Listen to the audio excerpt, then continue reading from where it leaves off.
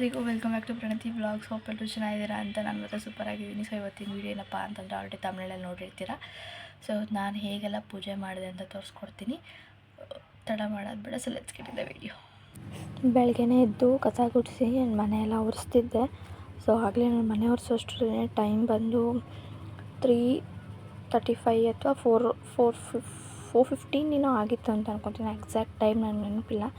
So ಆಗಲೇ time ಆಗಿಬಿಟ್ಟು ಸ್ವಲ್ಪ ಬೇಗ ಮನೆ ಒರೆಸಿ ಆ್ಯಂಡ್ ಬಾಗಿಲಿಗೆಲ್ಲ ಸ್ವಲ್ಪ ಅರಿಶಿನ ಕುಂಕುಮ ಇಟ್ಬಿಟ್ಟು ಚೆನ್ನಾಗಿ ಅರಿಶಿನ ಕುಂಕುಮ ಎಲ್ಲ ಇಟ್ಟು ಮತ್ತು ರಂಗೋಲಿ ಎಲ್ಲ ಹಾಕಿ ಕೆಳಗಡೆ ಕೂಡ ಹೋಗಿ ಗೇಟ್ ಹತ್ರ ರಂಗೋಲಿ ಎಲ್ಲ ಹಾಕ್ಬಿಟ್ಟು ಬಂದೆ.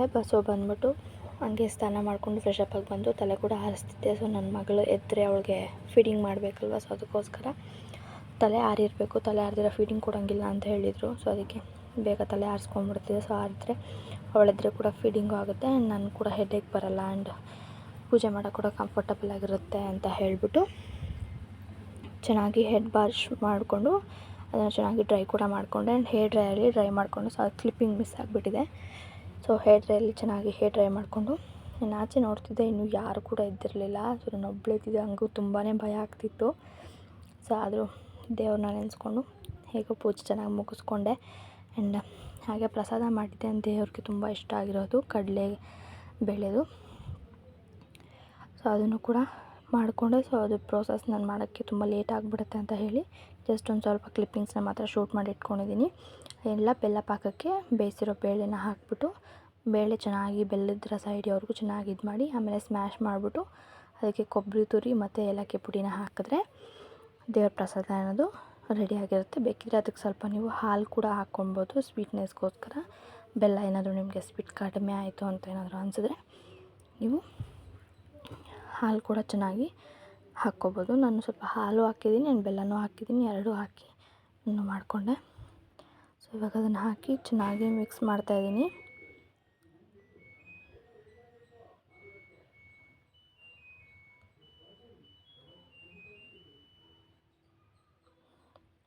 ಸೊ ಅದು ಹಾಗೆ ಗ್ಯಾಸ್ ಮೇಲೆ ಇಟ್ಬಿಟ್ಟು ಆ್ಯಂಡ್ ಪೂಜೆಗೆ ಎಲ್ಲ ರೆಡಿ ಮಾಡ್ಕೊಳ್ಳೋಣ ಅಂತ ಹೇಳಿಬಿಟ್ಟು ಹೂವು ಎಲ್ಲ ಎತ್ತಿಟ್ಕೊತಿದ್ದೆ. ಸೊ ಆ್ಯಕ್ಚುಲಿ ನೆನ್ನೆ ಹೋಗ್ಬಿಟ್ಟು ಹೂವು ಎಲ್ಲ ತೊಗೊಂಬಂದೆ ನಾನು. ತುಳಸಿ ಆಗಲಿ, ಮಲ್ಲಿಗೆ ಹೂವು ಆಗಲಿ, ಬಾಳೆ ಎಲೆ ಎಲ್ಲರೂ ನೆನ್ನೆ ಹೋಗಿ ತೊಗೊಂಬಂದೆ. ಸೊ ಅದನ್ನೆಲ್ಲ ಎತ್ತಿಕ್ಕೊತಿದ್ದೆ. ವೀಳ್ಯದೆಲೆ ಕೂಡ ತೊಗೊಂಬಂದಿದ್ದೆ ಆ್ಯಂಡ್ ದೀಪ 2 ತುಪ್ಪದ ದೀಪಕ್ಕೋಸ್ಕರ ಆ್ಯಂಡ್ ಮತ್ತು ಒಂದು ಸ್ವಲ್ಪ ಹಣ್ಣು ಕೂಡ ತಂದಿದ್ದೆ, ಬಾಳೆಹಣ್ಣು ಎಲ್ಲ ತಂದಿದ್ದೆ ಇಡೋಕ್ಕೆ ಅಂತ. ಸೊ ಇಟ್ಬಿಟ್ಟು ಆಮೇಲೆ ದೇವ್ರ ಮನೆಯಲ್ಲಿ ಸ್ವಲ್ಪ ಎಲ್ಲ ಹೂವು ಇಟ್ಟಿದ್ರು. ಸೊ ಅದನ್ನೆಲ್ಲ ಎತ್ತಿಬಿಟ್ಟು ಚೆನ್ನಾಗಿ ಕ್ಲೀನ್ ಮಾಡಿಕೊಂಡು ಎಲ್ಲಿಡಬೇಕು ದೇವ್ರನ್ನ ಅಂತ ಯೋಚನೆ ಮಾಡ್ತಿದ್ದೆ. ಸೊ ಮೇಲೆ ಇಡೋದ ಸಪ್ರೇಟಾಗಿ ಇಡೋಣ ಅಂತ. ಸೊ ಮಮ್ಮಿನ ಕೇಳಿದ್ವಿ, ಮಮ್ಮಿ ಸಪ್ರೇಟಾಗಿ ಇಟ್ಟು ಮಾಡು ಅಂತ ಹೇಳಿದ್ರು. ಸೊ ಅದಕ್ಕೆ ಸಪ್ರೇಟಾಗಿ ಇಟ್ಟು ಮಾಡೋಣ ಅಂತ ಹೇಳ್ಬಿಟ್ಟು ಎಲ್ಲ ದೇವ್ರ ಮನೆಯೆಲ್ಲ ಕ್ಲೀನ್ ಮಾಡ್ಕೊತಿದ್ದೆ. ಹೂವು ಎಲ್ಲ ಇಕ್ಕಿದ್ರಲ್ಲ, ಸೊ ಅದನ್ನೆಲ್ಲ ಎತ್ತಿಬಿಟ್ಟು ಮತ್ತು ಕ್ಲೀನಾಗಿ ಬಟ್ಟೆಲೆಲ್ಲ ಒರೆಸಿ ಧೂಳನ್ನ ಸೊ ಕ್ಲೀನಾಗಿ ಎಲ್ಲ ಕ್ಲೀನ್ ಮಾಡ್ಕೊತಿದ್ದೆ.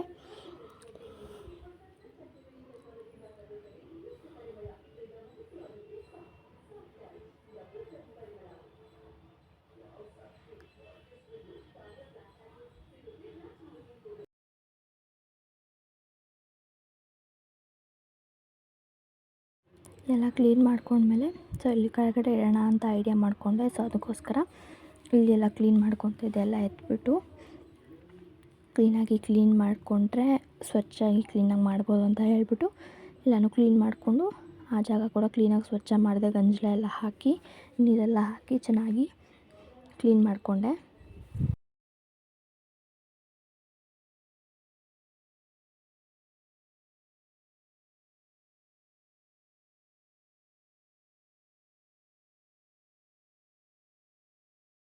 ಒಂದು ಗ್ಲಾಸಲ್ಲಿ ಒಂದು ಸ್ವಲ್ಪ ಗಂಜಲ, ಒಂದು ಸ್ವಲ್ಪ ನೀರು ಮತ್ತು ಒಂದು ಸ್ವಲ್ಪ ಅರಿಶಿನ ಹಾಕಿ ಮಿಕ್ಸ್ ಮಾಡಿಕೊಂಡಿದ್ದೆ. ಸೊ ಅದನ್ನು ಸ್ವಲ್ಪ ನೀರು ಚಿಮುಕ್ಸ್ಬಿಟ್ಟು ಅದನ್ನು ಚೆನ್ನಾಗಿ ಉಜ್ಜಿಬಿಟ್ಟು ಅಲ್ಲಿ ಕ್ಲೀನಾಗಿ ಸ್ವಚ್ಛ ಮಾಡಿಕೊಂಡು ಒಂದು ಚಿಕ್ಕದಾಗಿ ಒಂದು ರಂಗೋಲಿನ ಬಿಟ್ಕೊಂಡೆ. ಸೊ ರಂಗೋಲಿ ಇಟ್ಬಿಟ್ಟು ನೀವು ದೇವ್ರ ಫೋಟೋ ಇಡಬೇಕು, ಯಾವುದೇ ಪೂಜೆ ಮಾಡಿದ್ರೂ ಅಷ್ಟೇ. ಸೊ ಇಟ್ಬಿಟ್ಟು ಮತ್ತು ಹೇಗಿಡೋದು ಅಂತ ಹೇಳಿಬಿಟ್ಟು ಅಡ್ಜಸ್ಟ್ ಮಾಡ್ಕೊತಿದ್ದೆ ದೇವ್ರನ್ನ. ಸೊ ಫೈನಲಿ ನಾನು ಚಿಕ್ಕದೊಂದು ಪೀಠೆನ ಇಟ್ಬಿಟ್ಟು ನಾನು ದೇವ್ರ ಫೋಟೋನ ರೆಡಿ ಮಾಡಿಕೊಂಡು. ಸೊ ದೊಡ್ಡ ಪೀಠೆ ಇರೋದ್ರಿಂದ ಮೇಲೆ ಕಳಶ ಕಾಣಿಸ್ತಿರ್ಲಿಲ್ಲ. ಸೊ ಅದಕ್ಕೋಸ್ಕರ ನಾನು ಚಿಕ್ಕದನ್ನು ಇಟ್ಬಿಟ್ಟು ಫೋಟೋನ ಇಟ್ಕೊಂಡೆ. ಸೊ ಸೊ ಇನ್ನೊಂದು ಚಿಕ್ಕ ವಿಗ್ರಹ ಇತ್ತು, ಸೊ ಅದನ್ನು ಕೂಡ ಮುಂದೆ ಇಟ್ಕೊಂಡು ಆ ಕಡೆ ಈ ಕಡೆ ಆನೆನ ಇಟ್ಬಿಟ್ಟು, ಮತ್ತು ಎಣ್ಣೆ ದೀಪಕ್ಕೋಸ್ಕರ ಬೆಳ್ಳಿ ಮತ್ತು ತುಪ್ಪದ ದೀಪಕ್ಕೋಸ್ಕರ ನಾನು ಸಪ್ರೇಟಾಗಿ 2 ಮಣ್ಣಿನ ದೀಪ ತಂದಿದ್ದೆ. ಸೊ ಅದನ್ನು ಇಟ್ಕೊತೀನಿ. ಆ್ಯಂಡ್ ಇವಾಗ ಹೂವೆಲ್ಲ ಹಾಕಿ ದೇವರ ಅಲಂಕಾರನ ಮುಗಿಸ್ಕೊತಾ ಇದ್ದೆ.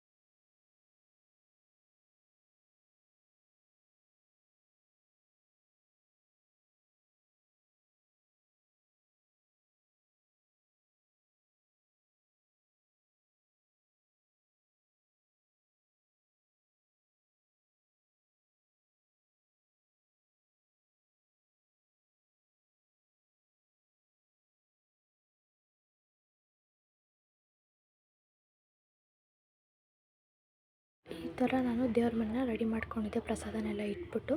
ಅದಾದಮೇಲೆ ಸೀರೆನ ಉಟ್ಕೊಂಬಂದೆ. ಸೊ ಈ ಥರ ಕಾಣಿಸ್ತಿದೆ. ನಾನು ಸೀರೆ ಉಟ್ಕೊಂಡ್ಮೇಲೆ ತುಂಬ ದಿವಸ ಆದಮೇಲೆ ಸೀರೆ ಉಟ್ಟಿದ್ದೆ. ಸೊ ಅದಾದಮೇಲೆ ನಾರ್ಮಲ್ ಪೂಜೆ ಮಾಡಿಕೊಂಡೆ. ಆ್ಯಂಡ್ ತುಪ್ಪದ ಆರಾಧನೆ ಮಾಡಿದೆ. ನಾನು 9 ಬತ್ತಿಯಲ್ಲಿ ಆರಾಧನೆ ಮಾಡಿಕೊಂಡೆ. ಮನ್ಸಿಗೆ ತುಂಬಾ ತೃಪ್ತಿ ಅಂತ ಅನ್ನಿಸ್ತು. ಆ್ಯಂಡ್ ಪೂಜೆ ಮಾಡಿದ ದಿನ ಕೂಡ ನಂಗೆ ತುಂಬಾ ಮನಸ್ಸಿಗೆ ತುಂಬ ನೆಮ್ಮದಿ ಅಂತ ಅನ್ನಿಸ್ತು.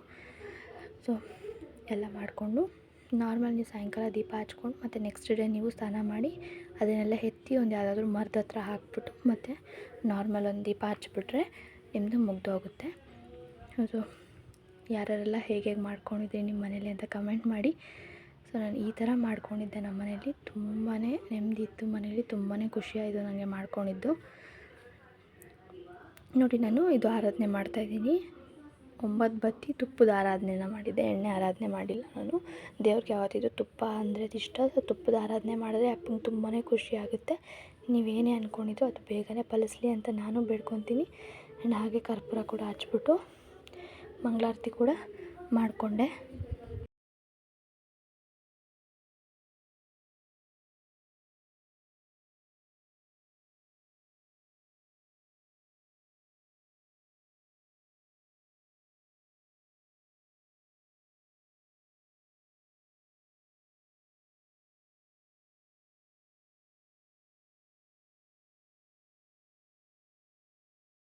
ಯಾರು ನಿಮ್ಮ ಮನೇಲಿ ಪೂಜೆನ ತುಂಬ ಚೆನ್ನಾಗಿ ಮಾಡ್ಕೊಂಡ್ರಿ ಅಂತ ಅಂದ್ಕೊತೀನಿ. ಇವತ್ತು ಇಷ್ಟ ಆಗಿರುತ್ತೆ ಈ ವಿಡಿಯೋ. ಸೊ ಇವತ್ತು ನಾನು 4 ಗಂಟೆಗೆ ಎದ್ದು ಪೂಜೆ ಮಾಡಿದ್ದಕ್ಕೆ ತುಂಬಾ ಖುಷಿ ಆಗ್ತಿದೆ, ತುಂಬ ಕೂಡ ನೆಮ್ಮದಿ ಆಗಿದೆ ಮನಸ್ಸಿಗೆ. ಸೊ ಯಾರೆಲ್ಲ ಇವತ್ತು ರಾಘವೇಂದ್ರದ ವರ್ಧಂತಿನ ಹುಟ್ಟುಹಬ್ಬನ ಆಚರಿಸಿದರೆ ಎಲ್ಲರೂ ಕಮೆಂಟ್ ಸೆಕ್ಷನಲ್ಲಿ ತಿಳಿಸಿ. ಎಲ್ಲರಿಗೂ ಒಳ್ಳೆಯದಾಗಲಿ. ಆ್ಯಂಡ್ ಪ್ರತಿಯೊಬ್ಬರಿಗೂ ರಾಘವೇಂದ್ರದ ಆಶೀರ್ವಾದ ಪ್ರತಿಯೊಬ್ಬರಿಗೂ ಇರಲಿ ಅಂತ ಬೇಡ್ಕೊತೀನಿ. ಸೊ ಇವತ್ತು ಇಷ್ಟ ಆಗಿರುತ್ತೆ ಈ video. So thanks for watching. ಯಾರೆಲ್ಲ ಈ ವಿಡಿಯೋ ನೋಡ್ತಿದ್ದಾರೆ ದಯವಿಟ್ಟು ಲೈಕ್ ಮಾಡಿ, ಶೇರ್ ಮಾಡಿ, ಸಬ್ಸ್ಕ್ರೈಬ್ ಮಾಡಿ. See you all the next video.